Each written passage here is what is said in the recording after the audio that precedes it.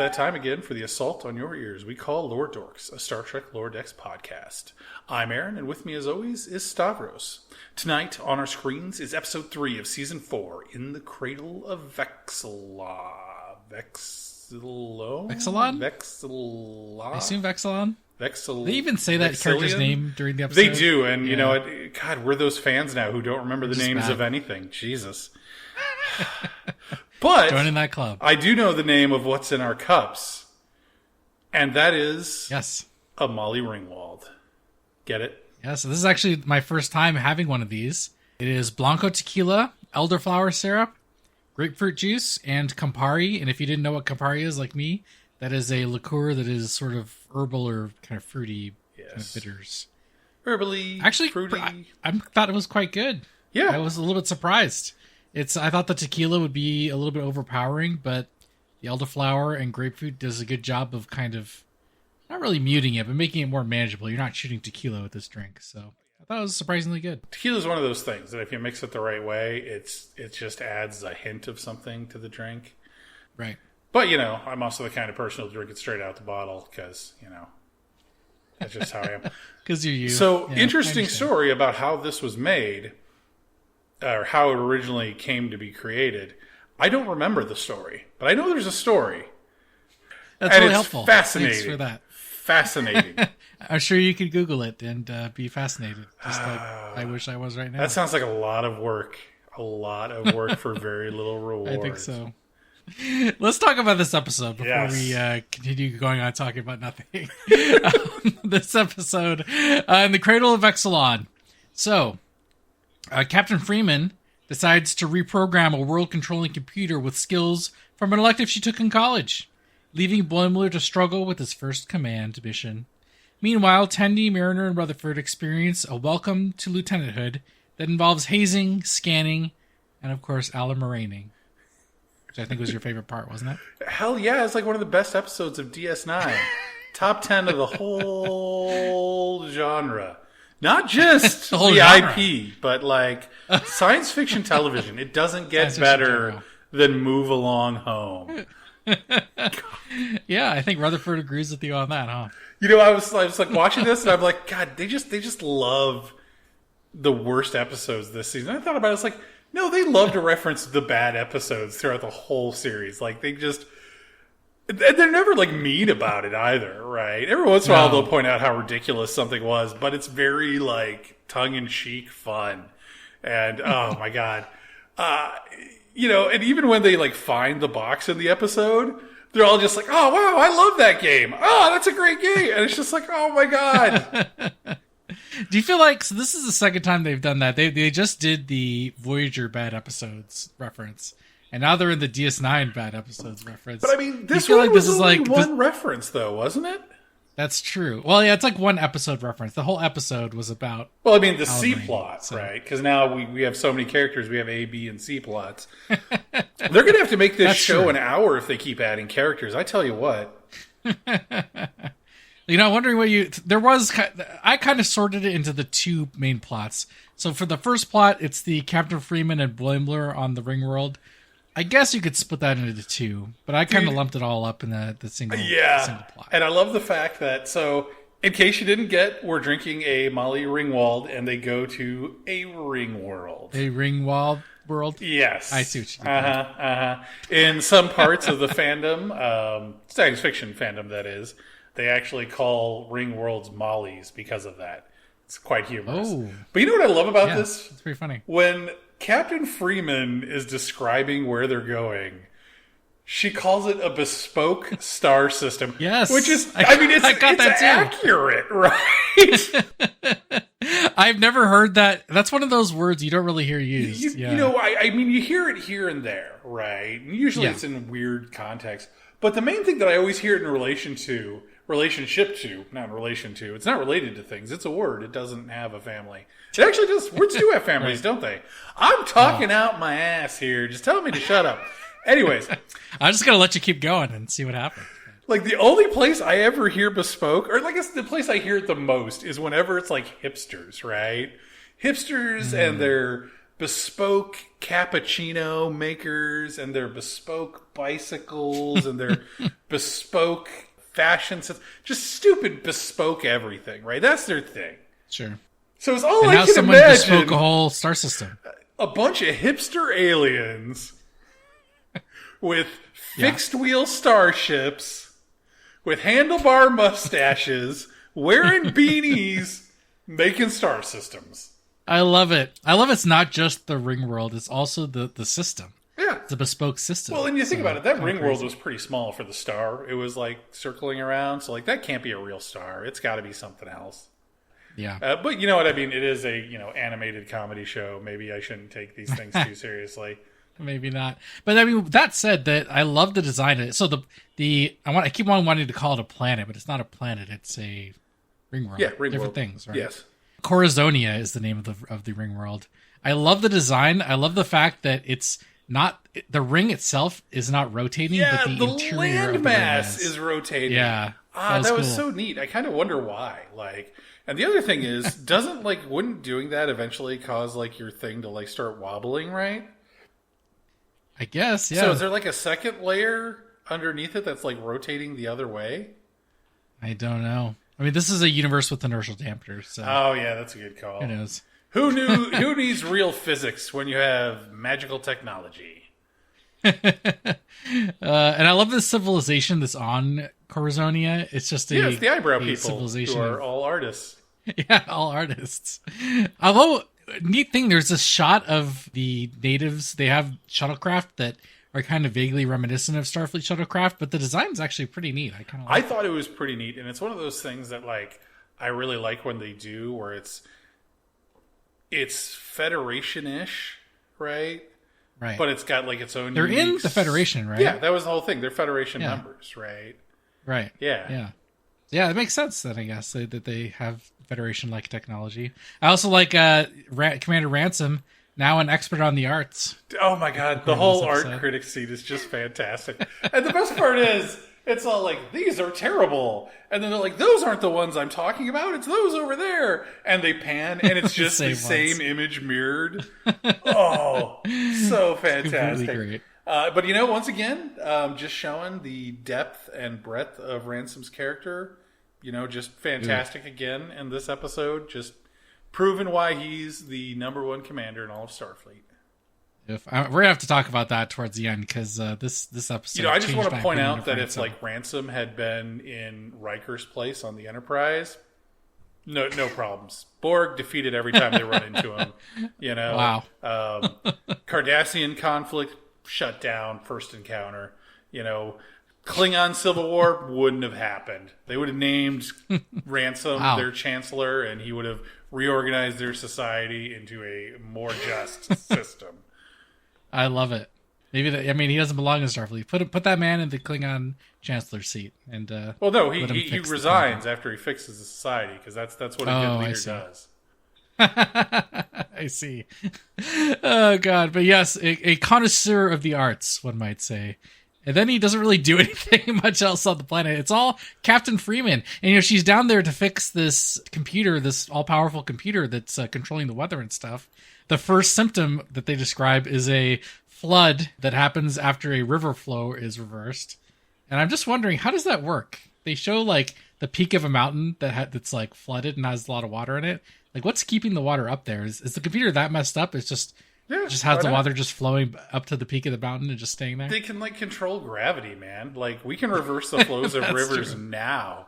Think about when we have repulsor beams and shit. That's true. Yeah, so I'm just imagining the peak of a mountain and there's just this huge blob of water that's just floating up at the top. I want to point out that they have two engineering problems on this planet, and it's who do they send? They send one junior ensign engineer. For a giant ancient megastructure that's gone haywire. And you know what? It seems like when they show up, they have no idea what's going on. This is the worst crew ever. This is what the second episode this season alone that they've shown up to a mission completely unprepared. Terrible. Terrible all around. Thank God Ransom is there, or Captain Freeman would have gotten them all killed years ago. I mean, this is one of the first times where she has literally rolled up her sleeves and tried to solve a problem herself, all because she has a minor in this. It seems Seems unwise. Although calling Billups to help her literally does nothing. He does not help at all. Yeah. You know, I will give credit. Like, it's probably one of those things where, like, nobody would have... Well, actually, no. Probably somebody else wouldn't have just started, doing things because they think they know what they're doing. They would actually analyze the system to figure out what things do. But you know what? Like, sometimes you can't. Sometimes you think you know what things do and you press buttons and then, suddenly there's a fire. It just happens. And that's what true. I told the cops. Well, in this case, the computer is operating off of a 6 million year old operating system. So, there's bound to be some problems, Oh, my God, yes. I love the fact, though, that their immediate go-to is, has it gone evil? Is it starting to approach your society? It's just like they're so used to that being the norm. Yeah, I mean, it's a worthy concern, How about, so we get to see the shots of the clouds turning to ice and falling from the sky, which is awesome to see in context. But I keep on wondering, like, what's the science of that? Like, the same... volume of cloud turning to ice. Like, there's some fancy tech going on right there. Yeah, I'm willing to bet the clouds are just made via like beaming technology, and so he just keeps beaming in more water moisture into the air until it finally freezes. Right? That's what happened there when he's contained until restarting? Yeah, I think that's what happens. I love the fact though that we were talking about this in the trailer, and we're like, how does that even happen? That's completely unscientific and ridiculous. And the answer is a all-powerful AI did it. Well, I guess that's the only answer we need, right? Yeah. That's all we needed. Yeah. Just the AI did it, and that's it. I feel like she also fixes everything kind of by accident. She gets the computer restarted in safe mode, but then, I don't know, just kind of kicks it, and it, reroutes power, or what's it, technobabble. Well, I mean, she clearly says she's she reboots it, and then she's got to reroute the power, and like she has some idea of what she's doing. I believe in her. She got there eventually.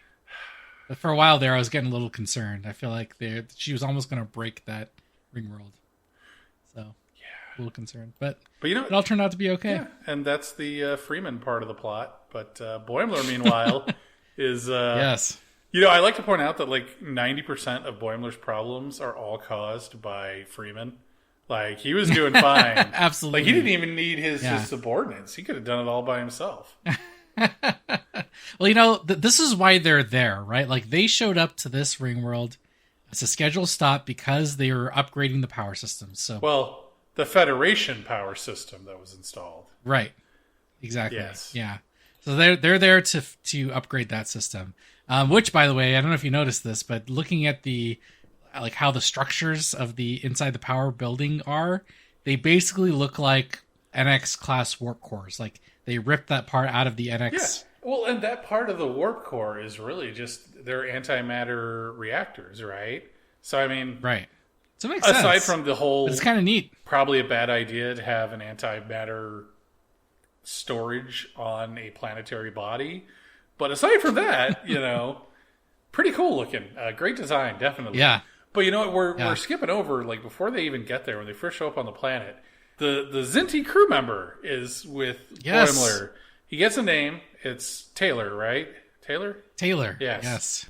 Taylor the Zinti. But that's really neat because in the episode where they go to the Ringworld, which Larry Niven famously wrote Ringworld stories and was like supposedly the originator of the Ringworld idea. I don't know if that's true or not. I feel like it's probably older. But he also wrote, I think it's Revelation Space, right? Where the Zinti come from. Right. The Zinti origin stories. Yeah. Yeah. So, I mean, it's a same neat author. I assume they did that on purpose. I refuse to believe that was random. There was tons of crew members they could have chosen, but they went with the Zinti. Totally. Yeah. I love yes, that's awesome. They get to have both those ideas in there. But the rest of Boimler's team, so Taylor the Zinti we talked about, Ensign Meredith, the engineer, Ensign Merp, or Big Merp, another character that, actually all of these characters, we've seen them in backgrounds, or they've had like little tiny speaking roles. Actually, I think in the case of Taylor, he had more speaking roles when Boimler joined that kind of gang of command officers. The red shirts. Right, the red shirts, unfortunately named. But this is really awesome. The continued history of the random background characters eventually getting speaking roles. So I was all about it. It was great to see. Yeah, and although I think Merp is really the only one that hasn't had much to do so far, right? Like he's only been in the background. Yeah. I think Merp, it's him and Fedorov are fighting for the most appearances in a towel in the lower decks area of the ship. Strangely, same body types. I did not notice that. Yeah, now you just can't unsee it. But of course, this is also another T'Lyn plot. Yeah, T'Lyn's there also for some reason. In case of science, I think he says. I just love the fact that her response to the "in case of science" comment is everything that has ever occurred is science stuff. It's a good point. She has a point there. So T'Lyn is once again a one-trick pony in this episode. Just her whole thing you think is so? Dry responses. But yeah, it is. But it works in this episode. Like it does. I really think she was. God damn it! I'm turning into a T'Lyn fanboy. God. You're becoming a fan now? Yeah, you might have to open the emergency case I sent you. It may be time. You may need to find a new co-host. But yeah, you addicted to T'Lyn. I'm not sure. Well, first off, I mean, she doesn't do that much except for be like a coach for Boimler this episode. Well, but she like causes his anxiety and then turns him back around. And she does have the good jokes about, the new command officers and their mortality rates. Mortality rate. Yeah. Is this like coaching that she does? Has that been part of her character? Because before so far this season, it's been a lot of indifference, right? Like she doesn't really want to get involved. Maybe becoming a little chummy with Tendi, which is fine. But, she takes this interest in making sure that Boimler is I don't think she's doing the right thing. In Boimler so much as the mission. Sure. And yeah, she even calls out Boimler in the beginning about his ridiculous, pre-game prep, right? Yeah. Which leads to a great scene. Okay, I refuse to accept that comm badges can cause a feedback loop. I love that gag. It was so good. Have we ever seen someone calm someone in the same room as them, though? I mean, in the same room, no. But I mean, like, we've seen people using their comm badges in the same area. Like, they've got to be able to detect that. I mean, we have the technology now. But great joke, though. All right. It was an okay joke. I'm just happy that Boimler is actually doing command division stuff. I feel like in a lot of the episodes where they kind of just pull lower deckers at random just to do random jobs, which is fine, but Mariner's been in command of missions before too. What am I saying? But I mean, at least Boimler, this is like the first explicit command mission that he's had, and I'm glad, once again that we have. The only other time I can think of where they explicitly do this is when Ransom is training the command crew in preparation for the Texas class competition. Oh my god! Where they're like the Riker maneuver. They're like, yeah, that's a command officer maneuver. But hey, I love seeing even the lower ranking command officers getting in positions to do command things. Oh my god! I love to see it. And it is a good progression for Boimler because you haven't really seen him in command too often. Although he has kind of like taken charge before. Yeah, and he's shown that he can resolve problems. Yeah, and then gets killed. So what do you think about? I mean, they show Boimler basically being worried about his officer's safety or his underling's safety because he doesn't feel like he has a right to tell them what to do because he was just an ensign. But I'm not 100% sold on that. I mean, I guarantee that, yes, Boimler would find a way to screw that up, but I'm not sure that's the way he would do it. I feel like he might go like too by the book or something like that instead of just being stressed out about an irrational reason. I mean, this is the first time he would have been sending people into danger. You just never know how people are going to react. Yeah, that's true. Who knows? I don't know. I don't have an answer. I do think, though, the whole, foot, hand, mouth maneuver, that is 100% Boimler.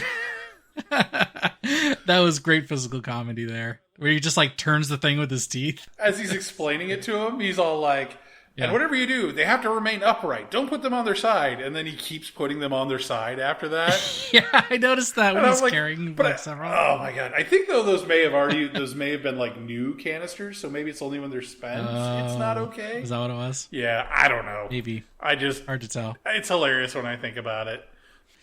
Did you know there's a shot of Boimler answering his comm badge? Like his hands are full because he's carrying them, and he like jams his chin against his comm badge and answers it that way instead of tapping it with his hand. I did not see that.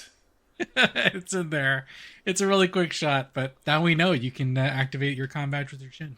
Well, I mean, it's kind of dumb that you have to actually tap your comm badge. I mean, imagine if you're restrained. You think like you could just be like, "Hey, comm badge," like it's Siri or something. Yeah, you just say, "Hey, computer." I'm pretty sure that's happened in Star Trek before. They have tap comm badges, but they just say, Boimler to Cerritos, and you don't have to tap necessarily. Could be. It's kind of based on the director. Maybe it's like the Doors that like you never know how they're going to respond. Like, because like you notice that throughout like all the series, right? They'll walk up to the door and then they'll stop and turn around to say something, but the door doesn't open. The door's not and open. you're like, why? Yeah, Did it know he was going to stop? It didn't know. It must. The door, psychic doors on all Starfleet vessels. What the fuck, man? It read their body language, man. What are you expecting here? That is a level of user. I don't even know what to call that. Experience, user experience that I don't need in my devices. Hey, it's not that far fetched. You see, they just announced the Apple Watch that you can dismiss stuff by tapping your fingers together on your watch hand. It's just the next evolution of that. Well, I mean, yeah, but I mean that's not like you're actually physically doing something. It's not like, oh yeah, true. I don't want that message. I don't want that. Actually, you know what though? I mean, we're getting there. They're getting freaking gadgets that you put on your head and can see what you're thinking. Jeez. Yeah. Wait, but we're talking about Star Trek here. Let's talk about Star Trek. Oh yeah, yes. That's right. Lower Dorks. Yeah. Yes. About Lower Decks. Lower Decks. We're that's what I said. We're Lower Dorks talking about Lower Decks. Yeah. In that order. Yeah. We're not Lower Decks talking about Lower Decks. Though that would be a great episode. Well, how would that even go? Well, they just talk about our podcast. Oh, they talk about our podcast on Lower Decks. Yes. Make it happen. Wow, time traveling podcast. Yeah, exactly. I like it. That would be a terrible episode. Let's talk about the end of the Boimler subplot. Of course, he has to go save the day. He stays in. He sends the rest of his team out, and he for the emergency shut off, and he slaps the emergency shut off, but it's too late. The place explodes. Boimler is flown up in the sky and lands at an awkward angle at the feet of his team. I don't know if you noticed that Taylor, the Zinti guy, just goes, whoa, and just starts throwing up like right off screen. You can barely tell what he's doing, but it's amazing. God, I feel like I missed everything in this episode. Jesus. You got to go rewatch it right now. Oh my God. Yeah. But maybe we should talk about the obvious stuff, which is the things that Boimler sees once he's quote unquote dead. Yes. So was the room that he shows up in, is that supposed to be reminiscent of like 2001, do you think? I don't know. A lot of people are saying it's Twin Peaks reference. Oh, okay. But I don't know. See that? I never finished watching Twin Peaks, so who knows? I think it was hard to get through at the end there. I don't know. I think it was just time for me. But, I'm kind of disappointed. How about the Black Mountain? It's kind of anticlimactic to see the Black Mountain, and it's just like he's looking at it from a window. Like, I mean, I assume there's more to the afterlife than a room with a koala and a mountain view. Were you watching with subtitles on? I assume you were, because you normally do. Yes. And the koala, when the koala's making sounds, it just says "speaks koala." Yes. Subtitles. Oh my God. Absolutely dying. Friggin' hilarious. So, funny thing though, if you pull his audio out and play it backwards, it's actually words. Okay. It is. I can't remember because I didn't write them down. I've been drinking. But it's something like, "It's not your time, Bradward Boimler." And then, he wakes up. Wow. I did not know that, but that makes complete sense. Whenever I hear weird noises in television shows that I like, I immediately export them and reverse them to see if they reversed audio. It makes sense. No, it doesn't. That pays off. I waste so much time playing strange noises that mean nothing. I can just imagine you being rooms like, "This has got to say something, man. Come on. Show me the money." And you play, it's just like random noises. There's nothing. You're just like, "Ah, damn it." Yeah. I'm that crazy conspiracy theorist who plays the audio backwards. It's like, do you see? That kind of sounded like Copenhagen, which in Copenhagen, well, the year this was recorded, there was a firefight. And it's like, no, dude, no, you've gone crazy. Oh, God. I love how it's implied after Boimler wakes up. The Ransom's like, yeah, man, I remember. You always remember your first death. It's like the implication is that people die all the time. But you know what? When Shax came back, that's exactly what they said. People die all the time. And now that they're promoted past the ensign level, then these kinds of things are going to be happening more and more often, I guess. You know, I love the fact, though, that T'Ana brings him back and has no idea how she did it.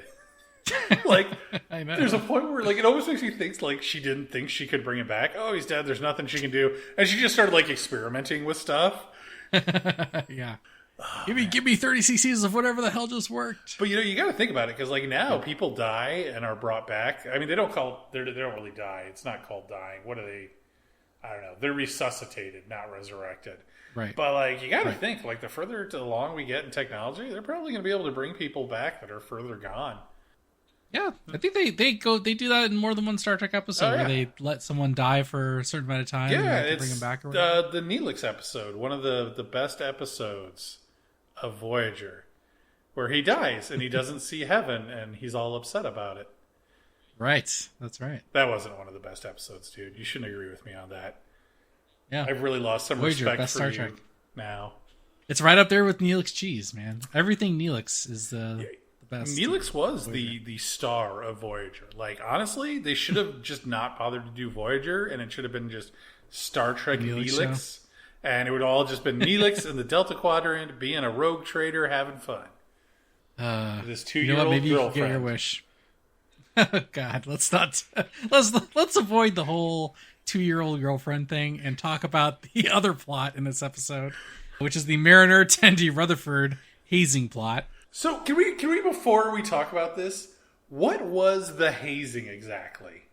So the hazing, apparently, well, my understanding is that Lieutenant Dirk is the lieutenant that, you know, he's the one that greets Tendi when she first starts on the show, like the first one of the first scenes of Lower Decks. They get them to scan all of the isolinear chips in the computer core. And I think that was the the hazing? Like, that job didn't need to be done? And so that's what the hazing was? Or was the hazing that, like, he was supposed to be his job, and he made them do it by pretending that he had a traumatic experience as a child? That's a great question. I feel like there was some escalation there, because when they're in there starting the job, they say, this is like ensign level or cadet level work. I think that was like the original haze. And then the escalations were just a response to what the Lower Deckers were doing. But see, he didn't know any of what the Lower Deckers were doing, did he? No, I think that it got pieced together. Although, actually, it would be hilarious if, like, he did know. He was just, like, in another room watching everything they were doing. That would not surprise me in the slightest. Because, like, that whole thing where he's going back to his quarters to meet with Miglimo, and he's like, oh, I'm meeting in his office, and walks away. Right. Like, yeah, that totally he had to have reeks known. of prank right there. Definitely.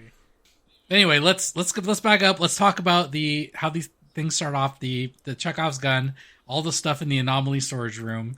So here's the things I've caught. There was a Lurpa in there, a Batleth in there. There was Nomad from the original series. Yeah, what is Nomad doing in there? I don't know. Like, why is he on the Cerritos? A better question is, what is the Catanian probe? That's the probe from Next Gen episode, The Inner Light, except it's at a much smaller scale for some reason. It's at a smaller scale? No, Why it's not the same probe, though. The probe... I'm pretty sure it is. Everybody's saying it is, but it's not, because the Catanian probe had a hexagonal base, and it only had one spike on each side, bottom and top. I don't know what this thing is, but it's not that probe, which then makes the whole resolution where it zaps the box, and the box is all like, oh, I miss my wife. That doesn't make any sense, because it's not the probe from Inner Light.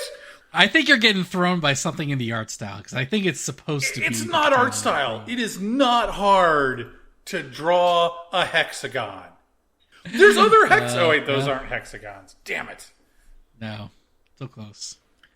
Anyway, I feel like that's what they're going for, at least. Maybe it's supposed to be just a smaller version of that probe, and they changed the design just so it could be more of like a handheld thing. Or it's like another probe from another planet that from another Catanian probe. Well, no, it's not a Catanian probe. It's just a probe from another planet that did the same thing, right?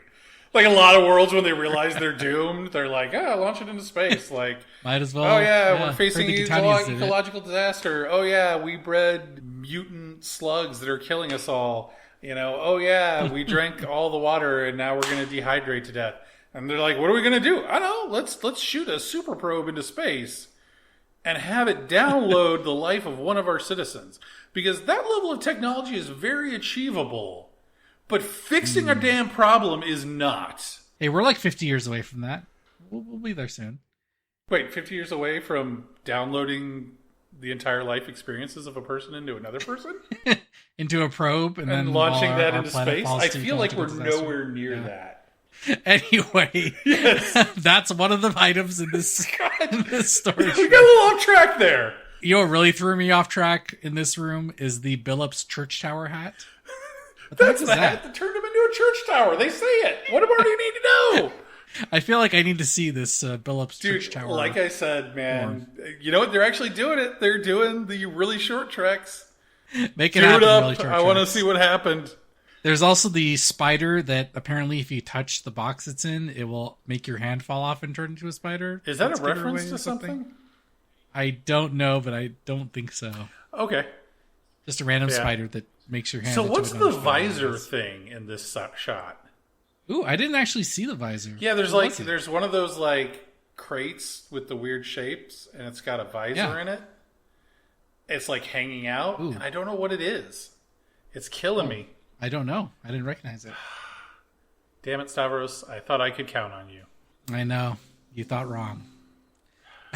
Anyway, a couple other things. The Betazoid gift box, which of course we see more of later in the episode. That's from the Next Gen episode Haven. Sadly, not voiced by Armin Shimmerman in this episode. We thought it might be because in Next Gen it was, but they didn't go that route this time. Alas. Maybe just 2 voices is too much. Yeah, you can't have too many guests. If you're going to have Armin Shimmerman on, you should have him as Quark. Yes. But yeah, finally, the Chula board from the DS9 episode Move Along Home. I love the fact that everybody loves the game. Does everybody love the game, though? I'm not sure. You think true. Mariner did not seem like she was being sarcastic. And like Rutherford seems excited about it. Does Tendi even... Oh, yeah, she does. What? She makes comments about it. Yeah, they all like it. It's good. I'm a little concerned about the Betazoid gift box because if it does get shot by what we suspect might be the Catanian probe, and is that a sentient? They say it's not sentient, but somehow the entire life experiences of a Catanian person gets beamed into its head. So, is the box going to be part of the evil AI episode? I feel like there's a strong chance. That would be great. So I want to point out something, though. Face in the box. They say in this that the box, because in the whole it's not sentient thing, they're like, it just repeats things it's heard, right? And that leads to the whole, I didn't know Dr. Tana was in here gag. But a better question is, it told Rutherford it wanted to live with him. Who was in this room saying, I want to live with Rutherford? Great question. I'm a little concerned. At first I was like, Badgie? But then if you kind of carefully watch Tendi's face, she's like a little embarrassed at first, but then kind of smooths out with it. So I was like, maybe Tendi, maybe Badgie, but there's no real clear answer to this. Oh, yeah. Who is saying these things? And isn't Tendi the one who led them into the room? That's right. Oh, my God. They're like, hey, look. Wow. Yeah. Could be. That's some pretty deep fan theorizing we got going on here.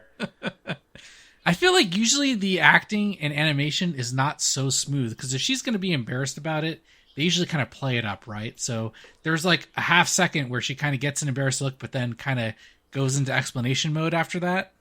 And so I'm not convinced that it's been Tendi saying that. So I don't know. I think I'm kind of leaning more and more towards a sentient gift box as part of the evil AI episode coming soon. So I don't know. We'll see what happens there. Who knows? This may be one and done. I do want to comment on one thing, though. What is up with the I miss my wife gag? So the box says it in this episode after living the other life. And then the hologram said it in the premiere episode Because, Right. Janeway murdered his wife. Great question. I don't know. I don't know. Someone's really into losing wives, apparently. I mean, Dude, I'm wondering They're if written this by is going to different be people, like too. the eye patch thing from, what was it, season 1 or 2, where just like eye patches kept popping up for no apparent reason. yeah, it could be. That's going to be See the how it running shows gag. up Oh the my rest of the god! season. What if there's Yeah. like a running gag in every season and we've just never noticed? It's very possible. I think we need to stop watching this drunk and try and figure out what the running Whoa, gag is. slow down. Are you sure? Is that worth it? Anyway. So yeah, a lot of cool stuff in the Anomaly storage room. Interesting thing was, so Lieutenant Dirk comes in. They're, assigning the lower deckers, this absurd task to scan all of these isolinear chips. But you know what? At least they get their T-88s. They don't do it with tricorders. Yeah. I feel like you can't really do like the, grocery store kind of beeping, duding. Yeah, with the tricorder. I think you gotta do the T-88 to do. Well, I think tricorders are like general scanners, right? Whereas like the T-88s are like specific scanners. They're specialized. Yeah, you like point at something and scan it, whereas like a tricorder, you just kind of wave it around, tells you what's in the area. Like the tricorder, you would wave it around and be like, oh, there's some, food and shelves and a display case. And then you get the the T-88 and you start zapping things. And you're like, those are Cheerios. That's a watermelon. That's your mom. I like that idea. You like the idea of selling your mom at the store? Man, you're a cold bastard. Yeah. Gotta make money somehow. I gotta think that these T-88s are the ones that Tendi and Rutherford stole from the Vancouver. I don't think they are, though, ago. because they don't have the purple stripe, do they? Oh, they do have the purple stripe. I think they do. Holy cow. Yeah, all the T-88s do. Because they stole a whole bag of them, right? Oh, no, they stole two bags, right? Because, Rutherford stole one, and the Tendi stole one, too. Oh, yeah. Right. So now they just use them on the Cerritos. They scratch the serial numbers off, and they're just like black market T-88s. I feel like they probably just registered them yeah. into the Cerritos' inventory, and they just never saw whatever ship that was before again. Yeah, very possible. The Vancouver's gone. Yeah, possibly. Why is Rutherford so scared of Lancelot? I'm a little scared. Well, I mean, the answer. In the end, don't they send Lancelot to attack Rutherford? Yeah, and I get the feeling that's not a first time. No. They just got this ferret just running wild around the Cerritos, and it occasionally gets into things. Yeah. And Rutherford's just scared of running to it in a dark Jeffrey scene. I do think, though, the ferret of Lancelot, or the ferret of Billups being named Lancelot is kind of, a good callback. What is that? You have to explain that to me. Well, because Billups is from the Renaissance planet. Oh, that's right. Right. Of course. Amazing. So he named his ferret Lancelot. The real question is, why is Billups just not keeping track of his ferret? And why is that guy so cool with just stealing somebody else's ferret? I feel like that would get you drummed out of Starfleet. Ferret stealing seems like a pretty big deal to me. Yeah. I don't know. Maybe Lieutenant Dirk is kind of like the ferret babysitter. He comes in and watches the ferret when Billups is on an away mission, or kind of like how Geordi watched Spot when Data. I don't remember what Data did to make Geordi watch Spot. All I remember is Worf watching Spot. That's the joke. Isn't it? I will feed him. Of course, when things go to shit in this plot, I think my favorite part of that, just kind of running around trying to fix everything before Lieutenant Dirk figures out what's going on. Of course, we know later he, of course, knows exactly what's going on. Is Rutherford triggering the trap in Dirk's quarters and getting slammed into the Chula board game, and then him completely speedrunning it in 2 minutes. Yes. That was really amazing. And I love how the one character in the game is just so upset that Rutherford is doing that. I know.